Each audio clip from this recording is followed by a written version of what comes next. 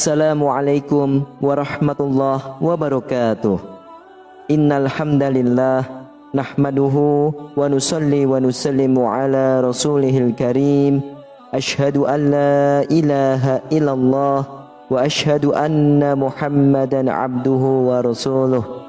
Allahumma salli ala sayyidina Muhammad wa ala ali sayyidina Muhammad. Amma ba'd. Alhamdulillah sahabat beriman, jika video ini muncul di berandamu, ini adalah petunjuk dari Allah kepadamu. Setidaknya sempatkanlah menulis sholawat kepada Nabi Muhammad SAW di kolom komentar. Insya Allah bisa menjadi bukti kecintaan kita untuk mendapatkan syafaat kelak di akhirat. Amin, Allahumma amin. Sahabat, mencintai dan dicintai oleh sesama manusia, terutama terhadap suami, istri, anak, serta sanak keluarga, merupakan kebutuhan batin yang sangat mendasar. Lebih lagi apabila kita mampu mencintai dan dicintai oleh pencipta semua makhluk di muka bumi, yaitu Allah Subhanahu wa Ta'ala. Tidak dapat disangka bahwa segala kebaikan yang dikehendaki oleh Allah pasti memiliki tanda-tanda yang unik, baik yang tersirat maupun yang tersurat. Demikian pula terdapat tanda-tanda yang menunjukkan bahwa Allah mencintai dan menyayangi hamba-hambanya di dunia. Para sahabat yang beriman, ada 3 tanda bahwa seorang hamba mendapatkan kasih dan sayang dari Allah saat berada di dunia ini. Tanda-tanda tersebut dapat kita lihat sebagai berikut. Pertanda yang pertama adalah ketika Allah Subhanahu wa Ta'ala memberikan pembalasan langsung terhadap keburukan seseorang hamba di dunia ini, dengan tujuan agar hamba tersebut terlepas dari hukuman Allah di akhirat kelak.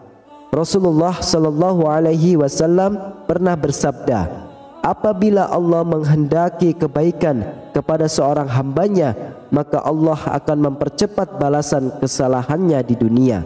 Dan sebaliknya, apabila Allah menghendaki keburukan kepada hambanya, maka Allah tidak membalas perbuatan dosanya di dunia hingga kelak dia membalasnya nanti di hari kiamat. Hadis riwayat Imam Tabarani. Inilah tanda pertama yang mana bahwa Allah menunjukkan kasih-Nya kepada hambanya. Allah segera memberikan balasan atas kesalahan yang dilakukan oleh hamba tersebut, agar hamba tersebut segera bertaubat dan memperbaiki kesalahan yang telah dilakukannya. Namun bagi orang yang dibenci oleh Allah, mereka dibiarkan terus berada di dalam kesesatan dan terus melakukan dosa tanpa henti selama mereka berada di dunia ini. Oleh karena itu, seorang mukmin seharusnya menerima segala bentuk kesulitan yang dialami di dunia ini dengan ikhlas dan ridho. Mungkin saja itu merupakan hukuman dari Allah akibat kesalahan yang kita lakukan, serta sebagai tanda bahwa Dia mencintai hambanya agar kita segera menyadari dan bertaubat kepadanya. Sebab balasan yang diberikan Allah di dunia ini tidak sebanding dengan balasan yang diberikannya di akhirat kelak. Karena nanti di akhirat seorang hamba tidak memiliki kesempatan lagi untuk bertaubat dan balasan yang jauh lebih besar. Telah disebutkan di dalam Al-Quran pada surah Al-A'raf ayat 168. Allah Subhanahu wa Ta'ala berfirman, yang artinya, dan kami bagi-bagi mereka di dunia ini menjadi beberapa golongan. Di antaranya ada orang-orang yang soleh, dan di antaranya ada yang tidak demikian. Dan kami coba mereka dengan nikmat yang baik-baik dan bencana yang buruk-buruk, agar mereka kembali kepada kebenaran.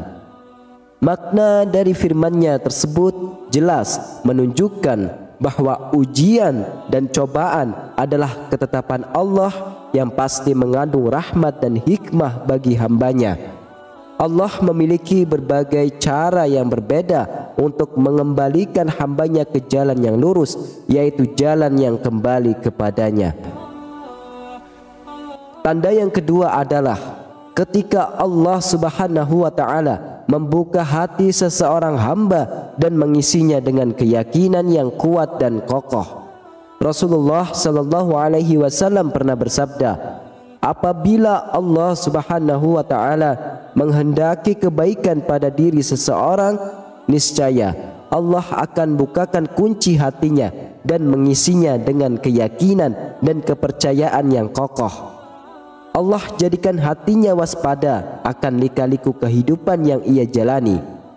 Allah Subhanahu wa taala jadikan hatinya sehat sejahtera dan lidahnya berkata benar dan perilakunya lurus, serta Allah Subhanahu wa taala jadikan telinganya mendengar dan matanya melihat. Hadis riwayat Abu Asy'akh dari Abu Dzar. Dalam hadis Nabi sallallahu alaihi wasallam di atas, jelaslah bahwa seseorang hatinya dibuka oleh Allah Subhanahu wa taala akan memiliki tingkah laku yang baik, baik dalam ucapan maupun perbuatan. Hamba tersebut akan berhati-hati dalam menjalani hidupnya agar tidak tergelincir ke dalam jurang dosa dan berusaha sebisa mungkin untuk menghindari perilaku-perilaku yang tercela. Selanjutnya, tanda yang ketiga adalah ketika Allah Subhanahu wa taala memberikan pemahaman terhadap agama Islam sehingga seseorang dapat menghayati dan mengamalkannya sebagai cara hidup yang sempurna. Rasulullah sallallahu alaihi wasallam pernah bersabda, barang siapa yang Allah kehendaki kebaikan atas dirinya, maka pastilah Allah anugerahkan pemahaman akan agama. Hadis riwayat Imam Bukhari. Apabila Allah Subhanahu wa taala menghendaki kebaikan bagi seseorang hambanya, maka Allah akan memberikan pengetahuan yang memadai untuk memahami ajaran agama Islam, sehingga hamba tersebut mampu merasakannya dan mengamalkannya dalam kehidupannya. Seorang mukmin yang diberikan pemahaman tersebut tidak akan menjual keyakinannya hanya demi kesenangan dunia yang bersifat sementara. Hamba tersebut tidak akan tergoda dan terikat pada dunia hingga melupakan kehidupan akhiratnya. Sebaliknya, dia akan tunduk dan patuh kepada perintah Allah serta menjauh segala larangannya. Nah, sahabat beriman yang dirahmati oleh Allah, marilah kita mulai hari ini kita bermusahabat diri, kita berkaca diri, menatap jauh ke dalam hati dan melihat kehidupan kita selama ini. Adakah ketiga tanda tersebut di atas terdapat dalam diri dan kehidupan kita selama ini? Jika iya, maka bersyukurlah atas nikmat, cinta dan kasih sayang dari Allah Subhanahu wa taala, dan bersabarlah atas ujian dan cobaan darinya untuk menyeret kita kembali pada jalan lurusnya. Dan jika tidak, maka kita mesti khawatir bahwa mungkin Allah sedang murka pada diri kita. Maka segeralah kita bertaubat, memohon ampun kepada Allah serta meminta petunjuk dan kasih sayangnya. Yakinlah bahwa Allah selalu menerima taubat hambanya yang mau kembali kepadanya. Wallahu a'lam bishawab. Demikianlah sahabat yang hanya bisa saya bagikan dan sampaikan. Semoga bermanfaat untuk kita semua. Amin, amin ya rabbal alamin. Wassalamualaikum warahmatullahi wabarakatuh.